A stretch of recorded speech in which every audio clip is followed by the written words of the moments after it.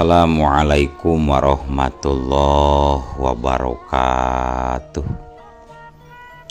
Wadia balad dongeng Ki Agus Jago di mana wae ayana. Alhamdulillah wa syukru ala ni'amillah. Kalayan diwuhuh ku qabul anu maha agung, dibarengan ku pangijabah anu maha kawasa, diiring ku kadeudeuh kanya Gusti anu maha suci. Urang ayeuna dugi kadanget ayeuna masih keneh tiasa ditepang dangukeun deui dina acara anu matuh kamemet urang sadayana, nyatana dina pagelaran dongeng Sunda jejer carita siluman leuweung peteng. Ayeuna bagian anu ka 28 nya pamiarsa. Ieu dongeng mangrupikeun buah karyana Kang Asep Gun di Palihan Bandung Majalaya. Kangge Kang Asep Gun ngahaturkeun rewu nuhun laksaketik kabingahan rehna parantos ngintunkeun naskah sakaligus ngawidian mamang kangge medar ieu dongeng dina channel dongeng Ki Agus Jago ieu. Atuh sumangga kanu teu acan subscribe kantun subscribe heula, ngarah langkung pogot sareng langkung sumanget deui ka si mamangna dina enggoning medar ieu dongengna. Nging hilap di like di komennya nu saseueur-seueurna. Lainna naon mamang masuk bingah gitunya upami maosan komentar-komentar ti para wargi sadayana teh. Kalintang bingahna deui upami mah link video mamang ieu dipangeserkeun atanapi dipangbagikeun. Atuh ngarah teu nyangkolong tingkana waktos sumangga ayeuna mah urang lajengkeun deui dongeng siluman leuweung peteng bagian anu ka 28. Kumaha salajengna sor cikopina betot simutna pagan heula tali kolorna bisi morosot merezel morozol uzel-uzelan di tengah jalan tumpak dung dung tes.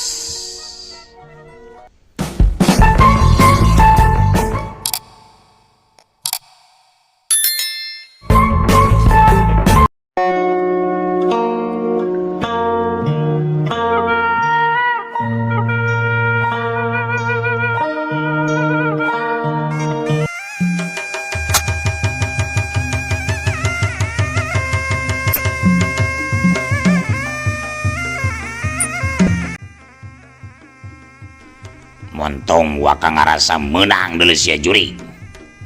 Si Bengo jeung si Dosol memang pangebecusna ukur sakikituna deuleu. Tapi ye dewek anu nalah si Rado anu salila ieu can aya saurang manusia di sakolong langit sampar jagat ieu anu mampu nandingan kana ilmu kadigjayaan jeung kawadukanana. Kawadukan dewek maksud deuleu. Cek si Rado kitu nate bari nepak dadana songong naker kawas anu nyawe. Suaban teuing sia ngomong teh make jeung nyebutkeun sadunia sagala kawas nu geus nyawa wae sakumaha legana salam dunia teh. Lega teuing sia salam dunia mah korodok sakitu saeneng-eneng ngajedog di leuweung nyebutkeun salam dunia. Memang nagis pernah andika ke Jakarta atau ke Surabaya acan apanan boro-boro salam dunia Jakarta gican kaprak sih ya. Cek Wirayuda bangun anu genah pisan nyeceleh ka si Rado. Bangsat dipek-prek sia ku aing hulu sia dah kurang ajar nyebut korodok aing. Hiat si Rado geus teu bisa deui nahan amarahna. Ceulina asap panas ngadengi omongan Wirayuda anu ngaledek ka dirina. Harita keneh peureub anu buleud anu segede jeruk balit teh ngapelesur nepi ka nimbulkeun sora bangbaraan ngahiung. Cirining tenggelan anu ditibankeun ku si Radok lain tenggelan biasa, tapi geus dieusi ku tanaga jero anu meh sapinuna. Memang ari si Radok mah teu bisa disarwakeun pangartina jeung dua urang baladna. Matak dijadikeun gegedug oge meureun ngandung harti leuwih onjoy batan si Bengo jeung si Dosol pangartina. Wirayuda bisa ngarasakeun si Radok leuwih unggul batan kadua baladna, tapi manehna teu galider, tetep tenang, teu ngarasa ngeper sumawana gimir. Wirayuda ayeuna mah dengan ukur nyingkahan gempuran lawan, tapi mapag ku tenggelan anu sarua lain ukur tenggelan biasa. Ukiu plak-plak kadugdes taridug. Teu bisa dipondah deui dua peureup anu pada dieusi ku masing-masing tanaga jero bentrok bisa tengahing jalan. Ngajadikeun duanana pating cerik jeug mundur ka tukang ngan aya bedana. Ari si Radok mah mundurna aya kana sabaraha lengkahna. Kituna teh bari nyengir nahan kanyeri dina peureupna anu teu bina asa geus diadu jeung batu cadas anu sakitu teu asna. Sedangkeun ari Wirayuda mundurna ukur salengkah terus mancuhkeun deui tangtunganana dina sikap anu sayaga pikeun ngayonan deui lawanna. Lumayan oge euy. Geuning aya tanagaan cacing jauh teh jurig. Cek si Radok nyumputkeun ka kagetna. Padahal dina jero hatena mangaku yen pangarti Wirayuda lain bantrak-bantrakeun. Manehna oge pan sakitu jejarig jeganana kadorong mundur ku tanagana Wirayuda. Jebak karasa leungeun asa komper jeung sing sireumeun. Sanes lumayan deui pangarsa. Pan karaos pangenten ku panangan Kang Korodok oge kumaha karasana sing sireumeun tur linu kan. Temal Wirayuda ngalece atuh puguh we kadengen aku si Radok lain deui matak ngaburingkal amarahna. Sabab hal anu keur dirasakeun tur disumput-sumput teh kalah dibolekerkeun ku lawanna. Kurang ajar nya capek naon sia teh kunyuk. Kokod aing mah teu nyeri teusing deuleu nyanyahoanan sia. Sok maju deui ontoan. Urang nepi ka samodarna tarung jeung dewek sia jurig. Embung teuing nepi ka paeh mah atuh Dok. Betah keneh hirup kuring mah. Nya sok we rek ti heula paeh mah ulah ngajak ka batur. Edan ngajakeun sia jurig. Yeuh hakan bedog aing anu nelasit teluh anu cadu asup deui kana warangkana saacan nguyup getih manusia culangung jiga sia deuleu. Hiat serepet kurilap. Harita bedog dina leungeun si Radok nepi ka ngakurilap katojo ku cahaya panon poe anu asup kana sela-sela batu bilik guha. Matak paur ka tenjona pikeun anu borangan mah. Tapi ari keur Wirayuda mah biasa we teu ngarasa paur atawa sember. Katenjo teu ku si laing ieu naonna? Katenjo teu. Apanan tadi oge geus disebutkeun ku maneh yen eta teh bedog. Cek saha combro. Nah naon kitu make nanya kitu sagala ka uing. Ieu bedog ngan gunana pikeun naon sia jurig?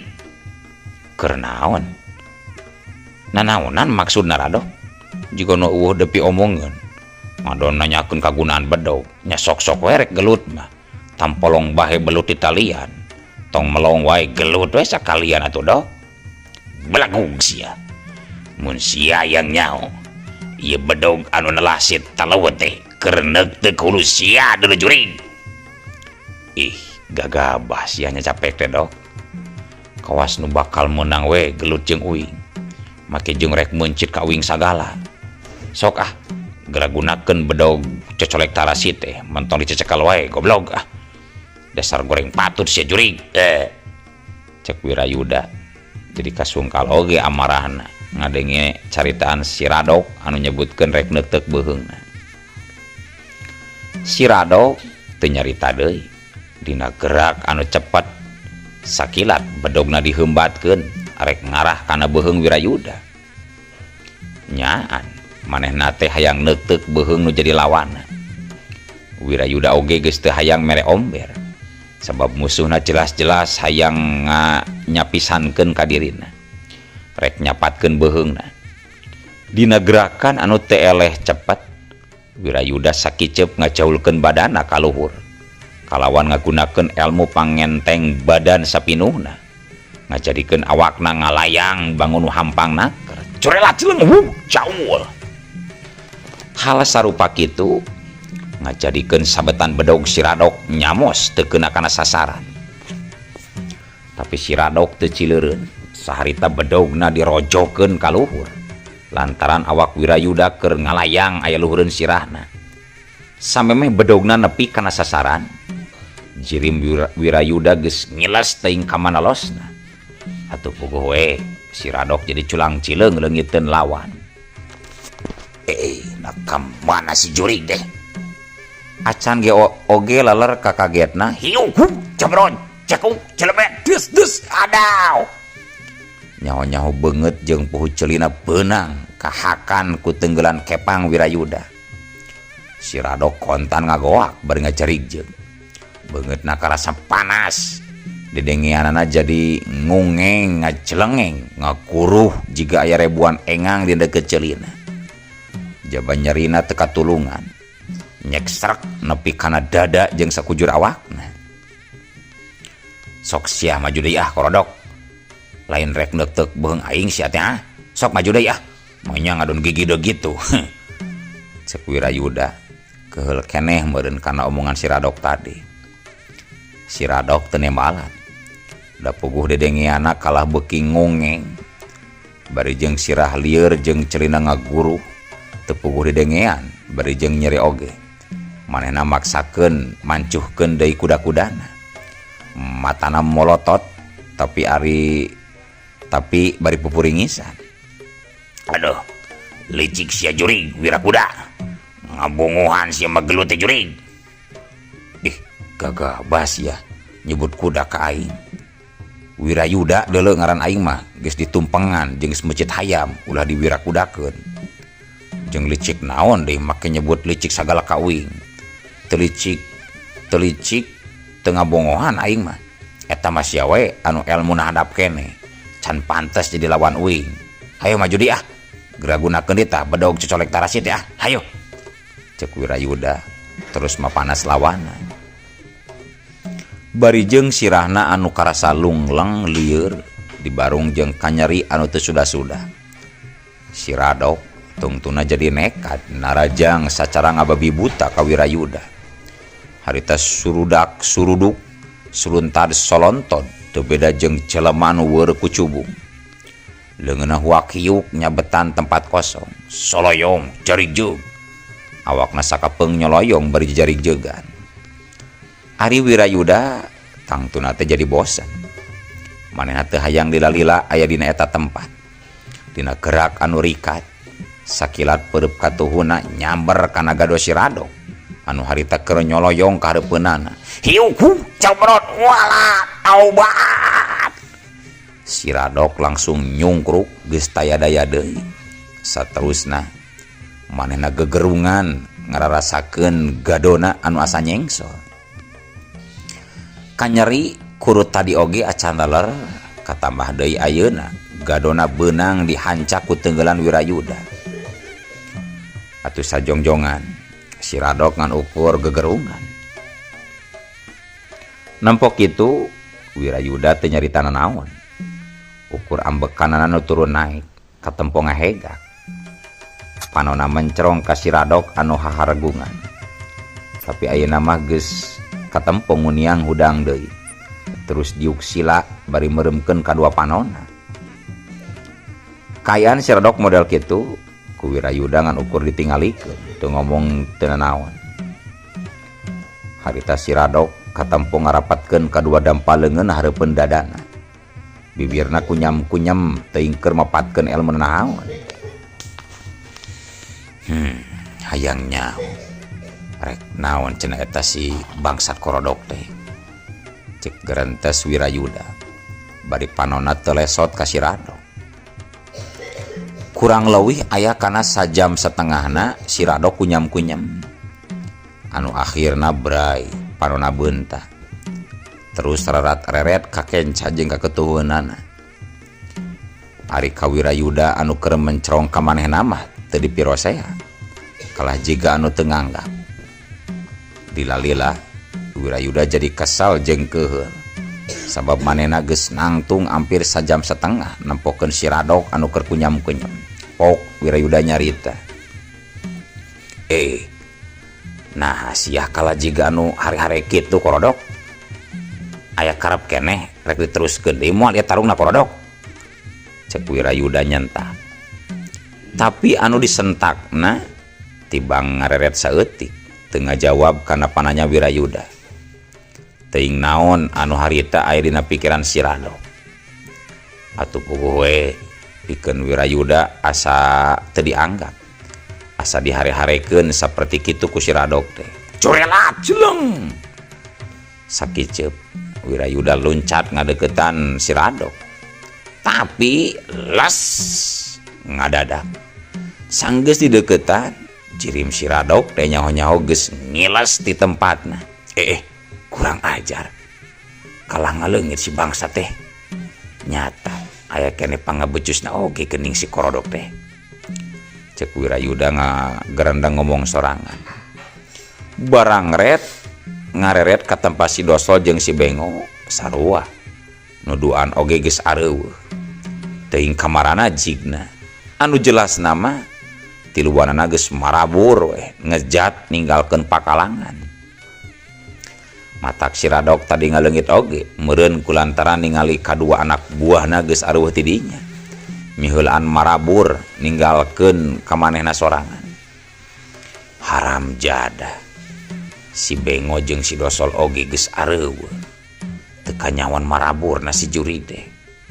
Da aing mah yakin maranehna mah moal bogaeun aji kahalimunan jiga gegedugna nyatana si Radok. Aing jadi teu bisa ngorek keterangan ti si Radok ya.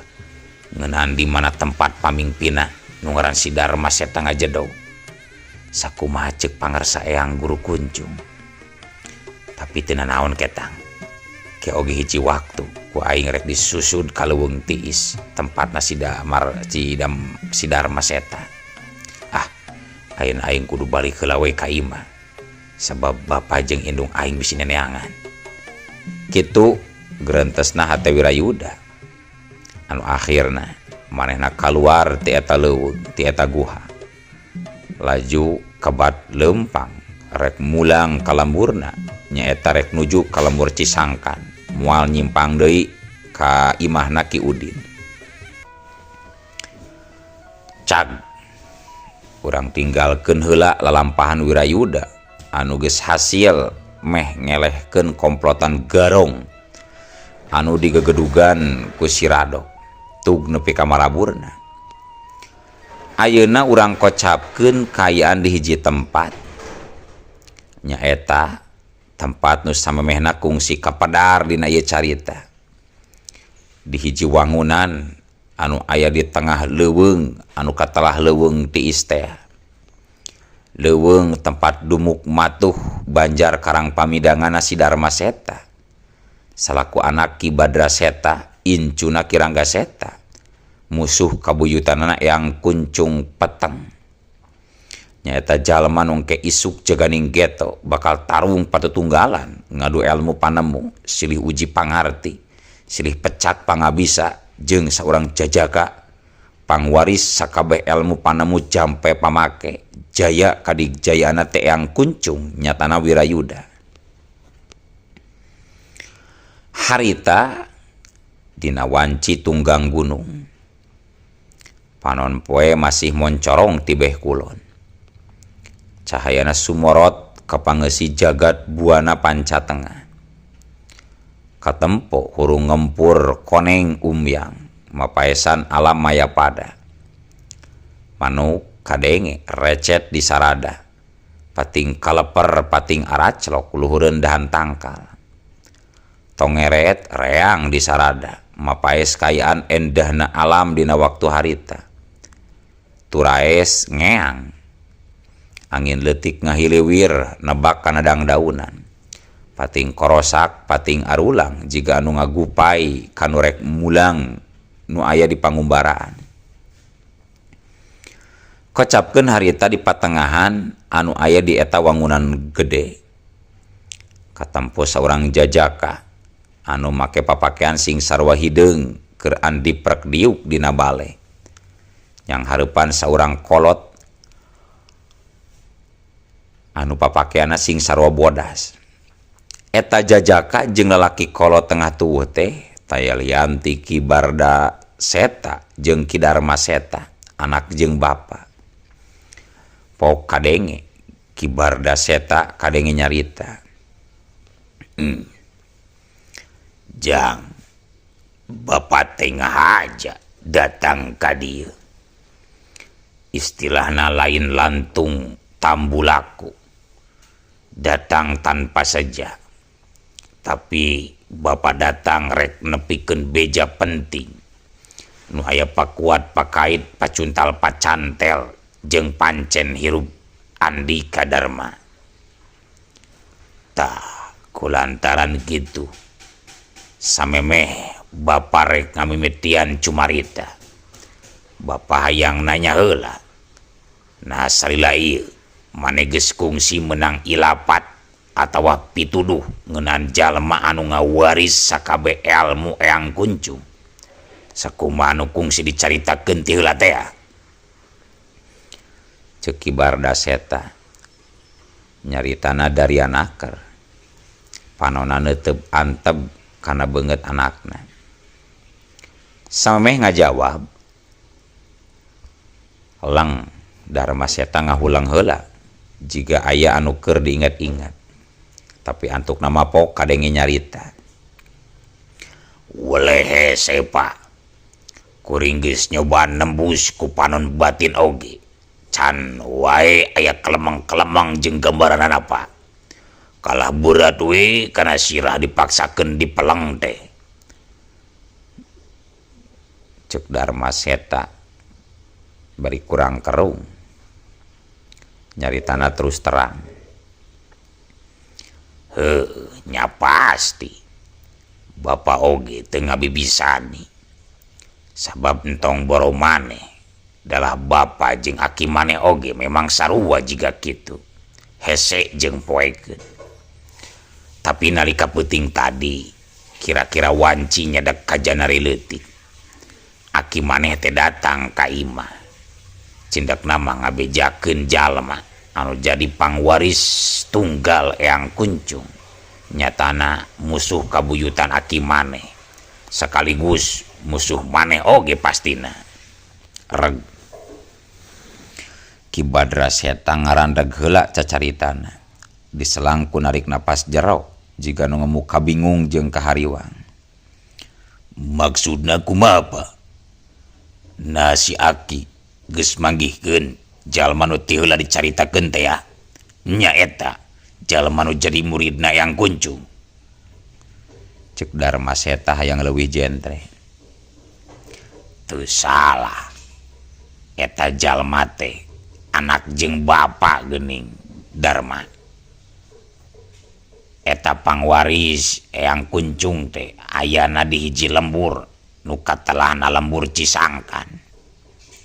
Ari ngaran kolotna nya bapana katelahna Dira atawa sok disarebut Mang Dira. Jikana sapantaran we jeung bapa mah umurna eta nu ngaran Ki Dira teh. Sedengkeun anu ngorana katelahna Wirayuda, anakna Ki Dira. Pasti umurna oge moal jauh jeung maneh Darma. Tah kitu." Ki Barda Seta nerangkeun sakumaha nu katarima ku dirina ti Ki Rangga Seta nalika keur waktu peuting tadi. "Nah atuh Aki teh teu langsung we ka dieu datang ngabejan ka kaula, Pak." "Nya teuing atuh ari palebah dinyana mah bapa oge teu nyaho. Ngan da apanan biasana oge kitu aki maneh mah. Ulah boro ukur sipatna nepikeun beja. Dalah nurunkeun ilmu oge pan ngaliwatan ka bapa heula. Henteu sacara langsung ka maneh. Keun bae lah teu kudu jadi pikiran soal eta mah deuleu Darma. nya ari kitu nama Pak, tapi nya ketang dageus kitu kebiasaan jeung kahayang aki mah meureun.